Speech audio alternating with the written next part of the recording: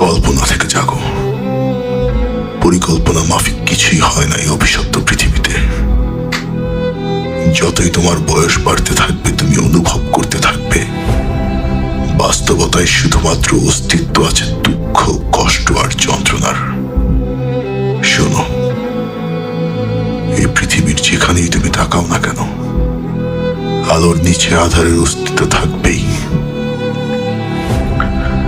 যদি বিজয়ীর অট্টহাসি শুনতে পাও, তার সাথে পরাজিতের আত্মচিৎকার অবশ্যই মিশে আছে।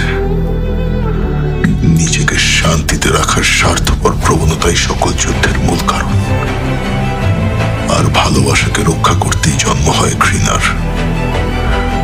আমাদের অনুভূতিগুলোর একের সাথে অপরের আছে অবিচ্ছেদ্য সম্পর্ক, যা আমরা চাইলেও ছিন্ন করতে পারবো না। আমি